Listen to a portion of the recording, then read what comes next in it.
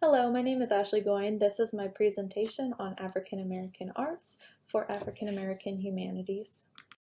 I'll be doing this presentation about arts from 1865 to 1919, which is just after the Civil War ended during the times of Emancipation and Reconstruction. First, I will mention a bit of history during this time, and then I will get into some of the arts from 1865 to 1919 and the artists. Some significant events during the Emancipation and Reconstruction period following the Civil War, which ended in 1865, are the 13th, 14th, and 15th Amendments were ratified. These amendments abolished slavery, gave slaves citizenship, and gave African American men the right to vote. But with the amendments and granted freedom of African Americans came backlash, where the Ku Klux Klan was formed in Tennessee, and later Jim Crow segregation laws were created. Jim Crow laws basically nullified all of the earlier passed amendments and allowed for African American people to again be treated unfairly and abused all over again.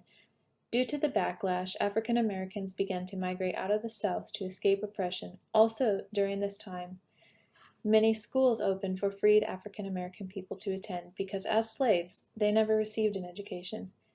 The reason I am sharing these significant events is because some of the artwork during this time is influenced and created by the artist's experience of these events. To name a few types of arts created by African Americans during this time, we have urban and rural architecture, furniture, metalwork, and wood carving, pottery, and quilts. For the fine arts, we have paintings, sculptures, and graphic arts. We will only look at some of these types of arts today and the artists behind the works. This is an image of a quilt made in 1886 by a woman named Harriet Powers, a former slave born in 1837. Powers made a couple different quilts with powerful narratives about Christian faith, as Patton said on page 68 in our book. This quilt is the earliest Bible quilt and shows scenes of many different Testament stories from the Bible, and together the stories, as Patton said on page 68, tell the story of fall and redemption. The quilt in its original form was deep pink with green sashing, but it has faded significantly over the years. This next painting is painted by a man named Grafton Tyler Brown in 1891. It is called Grand Canyon of the Yellowstone from Hayden Point. Brown was a traveler who sketched and painted as he went along. This painting shows his mature painting style and places viewers at a high point of this landscape. In our book, Patton says most of Brown's known works date from the mid-1880s to the mid-1890s, when there was increasing racial divisiveness and segregation.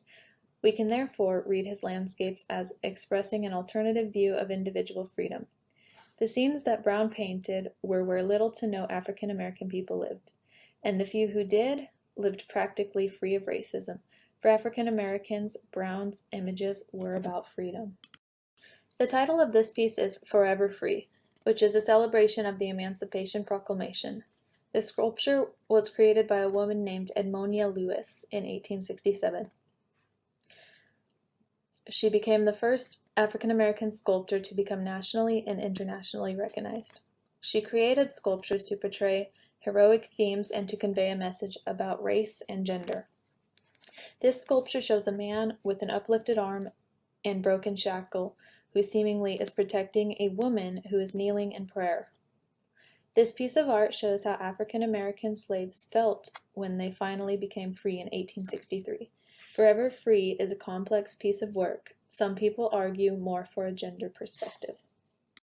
One of the artists I'm going to discuss is Edmonia M. Lewis. Lewis is a remarkable lady. She was a sculptor in the 19th century with no training, yet she became a very well-known artist, and her works were admired by many educated and uneducated people. Lewis was born in 1844 and was the offspring of an African American father and a Native American mother, so her art depicted a lot of themes regarding these races. Lewis moved to Rome in 1865, which helped her to escape some of the racism of the United States, but she still had a hard time in her life there and still managed to become a well-known sculptor. During her active time, people did not believe that a black woman could create such work, so they watched her work in order to acknowledge its authenticity. Little is known about the last years of Edmonia's life as neoclassical sculpture began to fade to the background as the Romantic style gained popularity. Edmonia Lewis died in 1907 in London, England. The next couple of pieces of art I would like to show are painted by a man named Henry Osawa Tanner. They are called Banjo Lesson and Resurrection of Lazarus. But before we get into the art, I would like to talk about Henry Osawa Tanner himself. Tanner was born in Pittsburgh, Pennsylvania in 1859. Tanner mostly devoted his work to biblical subjects, but he also created some notable black genre paintings, such as the Banjo Lesson. But Tanner ultimately abandoned the black genre paintings in 1895. Tanner studied fine arts at Pennsylvania Academy of Fine Arts. He spent most of his adult life in France and passed away in 1937 in Paris, France. Henry Osawa Tanner became the first African American to gain international fame. Here we see the Banjo Lesson. This is during Tanner's black genre period. He painted this piece while he was recovering from a bit of typhoid fever. In this painting, there is an older man teaching a young boy how to play a banjo. It is an exchange between the wisdom of age and innocence of youth. In Europe, this painting did not receive much enthusiasm, but still it became a popular piece from Tanner. This next painting is called Resurrection of Lazarus, also painted by Henry Osawa Tanner, which was one of his more important paintings. This is a painting from his biblical themes period, which is what he focused on for the rest of his life after abandoning the black genre. This is the painting that gained Tanner international fame and what determined that he would focus mainly on biblical themes for his paintings. When Tanner created this painting, he used live models to show realism and persuade viewers of the spirituality. In all of these pieces of art, or in any of the artist's work, we can see a significant amount of biblical references and a view into what life of African Americans during the time of emancipation and Reconstruction looked like. Through all of African American history to this point, we notice that none of the African Americans we have learned about, whether slaves or free, ever gave up hope or faith, even when nobody believed in them or when they dealt with so much racism and being treated harshly.